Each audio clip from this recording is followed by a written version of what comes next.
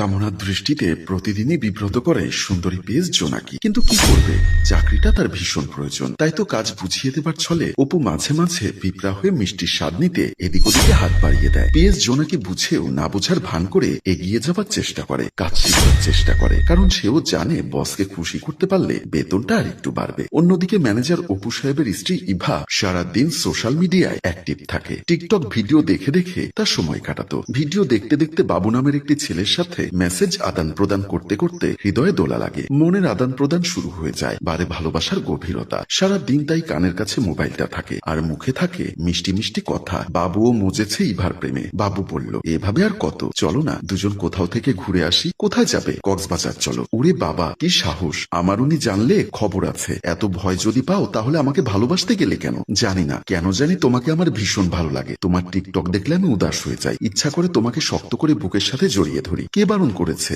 আমিও তো চাই তুমি আমাকে তোমার বুকের উপর রাখো। তাই তো বলছি, চলো না দুজন একান্তে কোথাও 2 ঘন্টা সময় কাটাই। এত উতলা যখন হয়েছ তখন কথা দিচ্ছি 2-1 দিনের মধ্যে সবুজ সংকেত তোমাকে দিব। তাই হ্যাঁ। আবারও তারা এ কথা সে কথায় হারিয়ে গেল। অপু পিএস জোনাকিকে নিয়ে আজ এসেছে শহরের নাম করা একটা রেস্তোরাঁয়। পাশাপাশি চেয়ারে বসলো। অপলোক তাকিয়ে আছে জোনাকির দিকে। জোনাকি কিছুটা বিব্রত বোধ করছে। আমতা আমতা করে বলল, স্যার এভাবে কি দেখছেন? অপু খপাত করে জোনাকির হাত ধরে বলল, তুমি তো ছোট বাচ্চা না, আমার চোখের চাহনি দেখে তো বুঝে নেওয়া উচিত আমি কি বলতে চাই। হাতটি ছাড়িয়ে নিয়ে জোনাকি বলল, কিন্তু স্যার কেউ জানলে তো সমস্যা। কোনো সমস্যা নেই, কেউ দেখবে না, কেউ দেখবে না, জানবে না। তুমি ভয় পেও না, আমি তো তোমার পাশে আছি। সেটাই তো বড় সমস্যা। মানে কি? আপনার স্ত্রী আছে, সংসার আছে, আর আমি একটা অবিবাহিত মেয়ে। আপনার সাথে এভাবে বাহিরে আসাটা তো সবাই ভালো চোখে দেখবে না। জোনাকি, তুমি আমার পিএস, তোমাকে নিয়ে আমি যে কোনো জায়গায় যেতে পারি। কেউ দেখলে বলবো অফিসিয়াল কাজ আছে। এখন আসল কথা বলো, আমাকে কি তোমার ভালো লাগে না? আমি তো এমনটা বলিনি। না বললে এমন উল্টাপাল্টা কথা বলছো কেন? না মানে ভয় হয়। কোনো ভয় নেই, আজ আমি তোমার সমস্ত ভয় দূর করে দিব। চলো আমরা একটা রিসোর্টে যাই। আজ না, আরেকদিন যাব।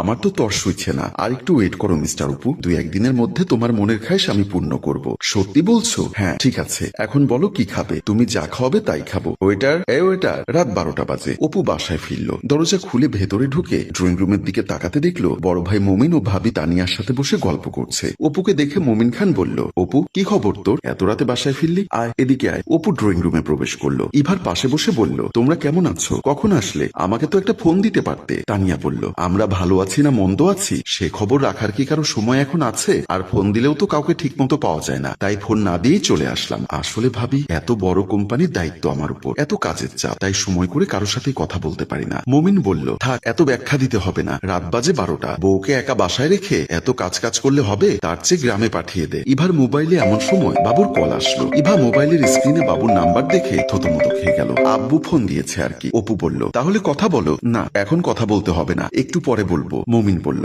জরুরি কোনো বিষয় তো হতে পারে, কলটা রিসিভ করো। আমতা আমতা করে ইভা বলল, আসলে ভাইয়া আব্বু আমাকে তার কাছে গিয়ে কয়েকটা দিন থাকতে বলছে আর কি। তানিয়া বলল, যাও থেকে এসো। অপু বলল, তোমরা কথা বলো, আমি ফ্রেশ হয়ে আসি। আমার আবার আগামীকাল অফিসিয়াল কাজে ঢাকা যেতে হবে। মমিন বলল, আমরাও তো কাল সকালে চলে যাব। দিনের বেলা তোর ভাবিকে ডাক্তার দেখাতে এসেছিলাম। অপু বলল, ভাইয়া 2 দিন পরে যাও। তানিয়া বলল, না ভাই, বাড়িতে কেউ নেই, বাড়ি খালি, যেতে হবে। তোমরা একটা কাজ করো, ইভা কয়েকদিন ওর বাবার কাছে ঘুরে আসুক, ততদিনে তুমি ঢাকা থেকে কাজ শেষ করে এসো। মমিন বলল, সব ঠিক আছে, কিন্তু আমার পেট ঠিক নেই, খেতে দিবে নাকি? ইভা বলল, ভাইয়া ভাবি চলুন, আগে খাওয়া পরে কথা। সবাই দাঁড়িয়ে ড্রয়িং রুম ত্যাগ করলো। কিছুক্ষণ পর ইভা চুপি চুপি বারান্দায় এসে বাবুকে কল দিল। বাবু কল রিসিভ করে বলল, কি ব্যাপার, তুমি আমার ফোন রিসিভ করছো না কেন? আরে তুমি কি বোকা? তুমি বোঝো না আমি কল কেটে দেবার পরও বারবার কেন কল দিচ্ছ? তোমার সাথে কথা না বললে আমার ভালো লাগে না। গর্ধ, বাসায় মেহমান আছে, অপু চলে এসেছে, সেজন্যই কল কেটে দিচ্ছি। দূরও, এত ঝামেলা আর ভালো লাগে না। মন খুলে তোমার সাথে একটু কথাও বলতে পারি না। বলবে গো বলবে, সেই মাহেন্দ্রক্ষণ চলে এসেছে। কি বলো, কিভাবে?